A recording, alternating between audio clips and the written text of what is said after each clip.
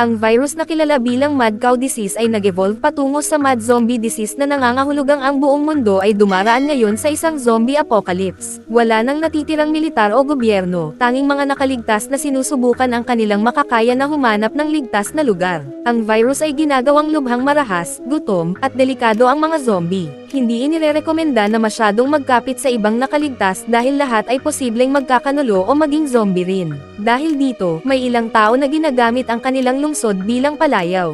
Ipinaliwanag ni Columbus na nakapagdesisyon siya ng ilang patakaran para mabuhay matapos makita ang paulit-ulit na pagkabigo ng iba. Ang una ay cardio dahil kailangan ang maayos na pangangatawan para makatakas sa mga zombie. Ang ikalawa ay double tap na ibig sabihin siguraduhing patay talaga ang zombie matapos itong tamaan dahil madalas pa silang gumagalaw. Ang ikatlo ay mag-ingat sa banyo dahil mas naging matalino ang mga zombie at alam nilang doon mas vulnerable ang mga tao. Ang ikaapat na patakaran ay pagsuot ng seatbelt dahil mas madalas na ang aksidente sa sasakyan ngayon. 2 buwan matapos ang unang outbreak, si Columbus ay nasa isang gasolinahan sa Texas. Sinubukan niyang gumamit ng banyo pero nakakita siya ng bakas ng dugo sa pinto kaya umatras siya. Sa mismong sandali na iyon, biglang sumabog palabas ang isang zombie. Agad na tumakbo si Columbus at ang ingay ay nakaakit ng isa pang zombie na sumali sa habulan. Dahil sa kanyang cardio training, mabilis si Columbus at nakarating siya sa kanyang sasakyan ngunit nabitawan niya ang susi. Kaya umikot pa siya sa parking lot upang ilayo ang mga zombie. Sa wakas, nakapasok siya sa kotse at pagkatapos ikabit ang seatbelt ay mabilis siyang umalis. Ngunit biglang may zombie na lumitaw sa likod na upuan. Sinubukan siyang kagatin nito at nagpumigla si Columbus hanggang sa mawalan siya ng kontrol at bumangga ang sasakyan sa isang gusali. Dahil dito, tumilapon ang zombie sa windshield at natuwa si Columbus sa kanyang seatbelt. Sa kasamaang palad, hindi pa rin patay ang zombie, kaya binaril ito ni Columbus sa pamamagitan ng bintana ng kotse at lumabas siya sandali para sa pangalawang tama bilang pagsunod sa double tap. Kinabukasan, ipinagpatuloy ni Columbus ang kanyang paglalakbay sa paglalakad at nagbahagi pa siya ng isa pang patakaran, travel light. Pupunta siya sa Ohio, umaasang makikita pa ang kanyang shot-in na magulang na buhay pa. Sa sandaling iyon, may nakita siyang kakaibang itim na truck na paparating. May nakapintang puting 3 numero dito at may cow catcher sa harapan. Lumihi si Columbus bago huminto ang truck at bumaba ang driver na si Tallahassee. Nagtinginan ang dalawa na parehong may armas hanggang sa senadoryasan ni Columbus na sumakay siya. Pinayagan siya ni Tallahassee at sumakay siya sa truck. Pagkasakay, sinuri agad ni Columbus ang likod na upuan dahil isinama na niya ito sa kanyang mga patakaran matapos ang nangyari kagabi. Sinubukan din niyang makipag-usap at alamin si Tallahassee pero sinabi nitong hindi siya gumagawa ng friendship. May mabilis na flashback kung saan makikitang si Tallahassee ay marahas na lumalaban sa mga zombie gamit ang chainsaw kaya malinaw na siya ay isang maaasahang kasama.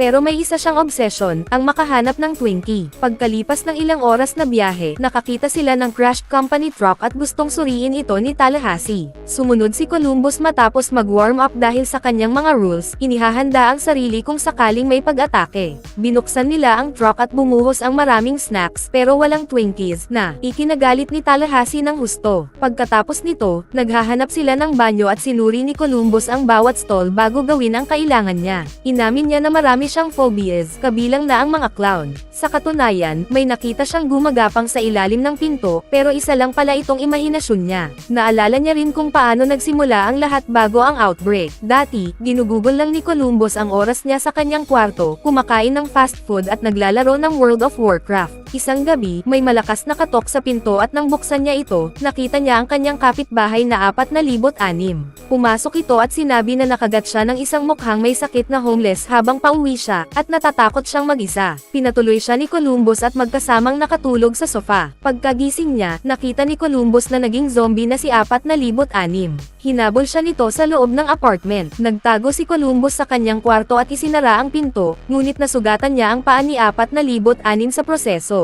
Hindi ito napigilan ni 4,006 at sinundan siya hanggang banyo. Sinubukan niyang bitagin ito gamit ang shower curtain pero tinusok lang ito ni 4,006 na gamit ang kanyang dila. Naghagi si Columbus ng iba't ibang gamit at tinamaan niya ito ng toilet cover bago tumakbo. Patuloy siyang hinabol ni 4,006 kaya napilitan siyang patayin ito ng tuluyan at dito nabuo ang konsepto ng double tap. Sa kasalukuyan, kailangan nilang ilipat ang maraming kotse para makapagpatuloy sa biyahe. Nag-uusap sila tungkol sa iba't ibang bagay, at nang mabanggit ni Tallahassee ang tungkol sa intimacy, gumawa si Columbus ng kwento para hindi magmukhang talo kahit ang totoo ay wala pa siyang karanasan sa babae. Sa gitna ng kalsada, nakakita sila ng zombie na kumakain ng bangkay pero iniiwasan lang ito ni Tallahassee at binangga gamit ang pinto ng kotse. Makalipas ang ilang sandali, nakarating sila sa isang supermarket. Nag-armas si Tallahassee gamit ang kanyang mga sandata mula sa truck. Pumasok sila at ginamit ni Tallahassee ang banjo para akitin ang mga zombie. Dalawang nilalang ang lumabas at binugbog niya ang isa gamit ang banjo habang ang isa naman ay tinapos niya gamit ang bat. May ikatlong zombie sa likod at inilabas niya ang kanyang galit gamit ang garden shears. Habang naghahanap sila ng Twinkies, nakasalubong nila si Wichita na humihingi ng tulong.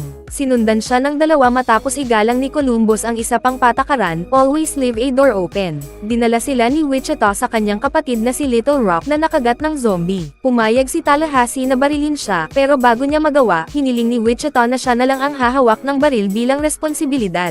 Bigla, lumingon ang dalawang babae at tinutukan sila ng baril. Isa palang patibong ito para makuha ang kanilang mga armas at kotse. Umalis ang magkapatid gamit ang sasakyan ng dalawa, kaya napilitan silang magpatuloy sa paglalakad. Habang naglalakad sa bayan, nakakita sila ng isa pang kotse, pero biglang sinira ito ni Tallahassee dahil sa matinding galit. Makalipas ang ilang sandali, nakakita sila ng mas magandang sasakyan at kinailangan nilang alisin ang pares ng zombie arms na nakasabit sa manibela. Pagkatapos ay sinuri nila ang backseat at nakakita sila ng bag na puno ng mga armas. Binaril ni Tallahassee ang isa bilang pagdiriwang, tapos nagpinta siya ng numero 3 sa pinto bago sila tuluyang umalis. Habang nasa biyahe, sa wakas ay nagkwento si Tallahassee tungkol sa sarili niya. Ipinaliwanag niya na bago ang outbreak, ang pinakamahalagang bagay sa buhay niya ay ang kanyang aso na pinatay ng mga zombie. Ngayon, naghahanap siya ng bagong tahanan at sinabing kailangan nilang matutong pahalagahan ang maliliit na bagay. Idinagdag ito ni Columbus sa kanyang mga patakaran.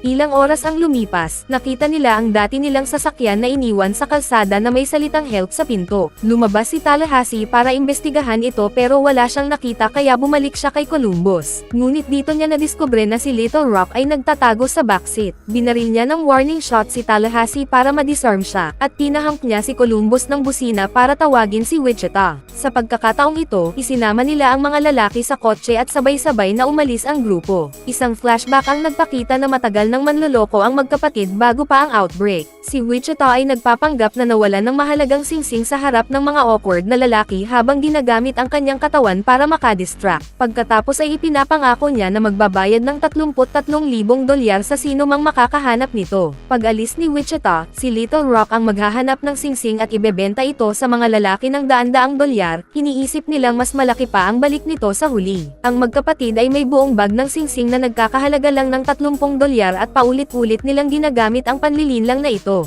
Sa kasalukuyan, na-distract si Little Rock kaya nabawi ni Tallahassee ang kanyang baril. Huminto ang sasakyan at tinutukan niya ito, ngunit biglang nagsalita si Columbus at pinakalma ang sitwasyon, sinasabing mas mahalaga ang kooperasyon para mabuhay. Sa biyahe, sinabi ni Little Rock na pupunta sila sa Pacific Playland, isang amusement park na sinasabing walang zombie. Malinaw na may nararamdaman si Columbus kay Wichita, ngunit malamig ito at sinabi sa kanya na ang Ohio ay isang desyerto na lugar na wala ng survivors. Hindi alam ni Wichita na ibig sabihin nito ay patay na ang pamilya ni Columbus. Dahil dito, pumayag si Wichita na isama siya hanggang makahanap siya ng sariling sasakyan. Kinagabihan, habang tulog ang iba, nagkausap at nagkaroon ng konting koneksyon sina Columbus at Wichita. Nang makahanap sila ng truck para kay Columbus, tinanggap niya ang katotohanang wala na siyang pamilya at nagpa siya na manatili kay Wichita. Sa gitna ng gabi, huminto sila sa isang tindahan para kumuha ng pagkain. Gusto ni Columbus na magpahanga kay Wichita, pero may patakaran siyang, huwag magpakabayani, kaya si Tallahassee ang nauna. Nagpatunog siya ng bell at agad lumabas ang zombie na binaril niya kaagad.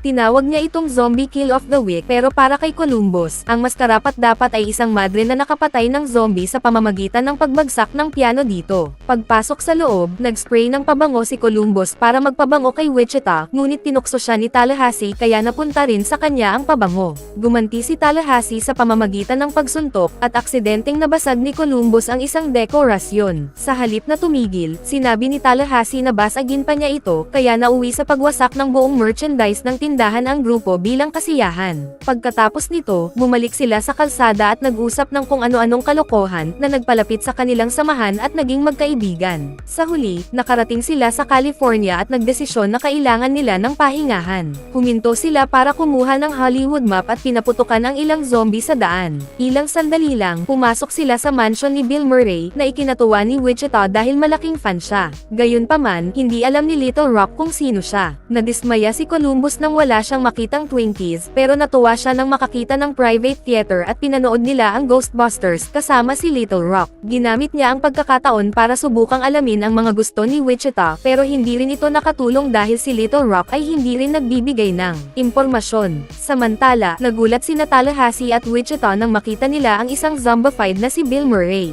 Pinalo siya ni Wichita gamit ang golf club, at sumigaw si Bill sa sakit, ngunit kalaunan ay nabunyag na buhay pa siya at nakasuot lamang ng zombie makeup para hindi siya atakihin ng mga totoong zombie. Humanga si Tallahassee at Wichita sa kanya dahil fan sila, at napalakas ang ego ni Bill Murray. Nakisali pa siya sa kanila at nag-share ng marijuana, at dahil sa sobrang dami nilang nainom, kumuha pa sila ng movie props at nagkunwaring Ghostbusters. Pagkatapos, nagdesisyon silang i-prank ang iba. Pumasok si Bill Murray sa theater na gumagawa ng zombie noises, kaya nagulat si Columbus at binaril siya. Nang malaman niya ang katotohanan, huli na ang lahat. Namatay si Bill Murray habang nakaupo, at ang huling sinabi niya ay ang kanyang tanging pagsisisi ay si Garfield. Binalot nila ang katawan niya sa kumot, pinaputok ang kanilang mga baril bilang parangal, at pagkatapos ay itinapon ang bangkay mula sa balkonahe. Kinagabihan, naghapunan sila at naglaro ng board games sa tabi ng furry place. Naalala nila ang kanilang mga dating buhay. Inamin ni Tallahassee na hindi pala aso ang naging dahilan ng kanyang lungkot noon, kundi ang pagkawala ng kanyang anak, kaya siya ay napaiyak at ginamit ang pera bilang panyo. Makalipas ang ilang sandali, nagpaputok si Tallahassee sa mga random na bagay para lang sa kasiyahan at tinuruan si Little Rock kung paano mag-shoot ng mas maayos. Samantala, nagkwento sina Wichita at Columbus tungkol sa kanilang teenage years habang umiinom.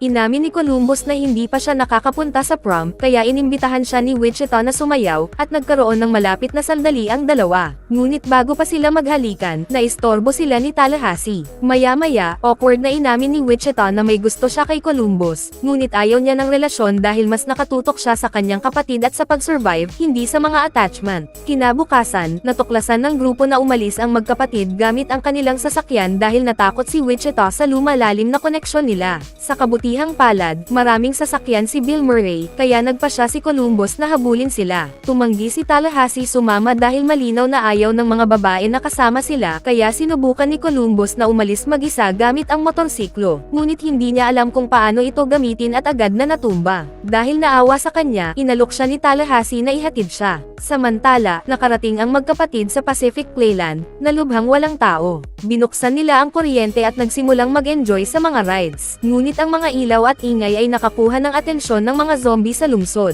Hindi nagtagal, pumasok ang mga nilalang sa parke at hinabol ang magkapatid, na habang tumatakbo ay pinaputukan ang maraming zombie hanggat kaya nila. Nakapagtagumpay silang makapasok sa kotse, ngunit sinira ng mga zombie ang mga bintana at sinubukang abutin sila. Pinabilis ni Wichita ang sasakyan, at nang makalayo sila sa karamihan ng mga zombie, tumalon sila palabas ng kotse at hinayaan itong magtuloy hanggang mahulog sa tubig kasama ang maraming halimaw. Pagkatapos, tumakbo sila papunta sa isang ride na tinatawag na blast-off, kung saan pataas-baba sila habang patuloy na pinapaputukan ang mga zombie. Kapag bumababa ang upuan, sinusubukan silang abutin ng mga zombie kaya kailangan nilang patuloy na lumaban hanggang maubos ang bala. Nang maubos ang kanilang amo, kinailangan nilang sipain ang mga zombie habang patuloy ang laban. Sa sandaling iyon, dumating ang mga lalaki at agad na pinaputukan ang mga zombie sa entrance. Binabangga ang mga ito habang ginagawa ang double tap. Nakita ni Columbus ang kotse sa tubig at inakala niyang patay na ang mga babae, ngunit nakita nila mula sa ride ang mga lalaki at sumigaw para humingi ng tulong.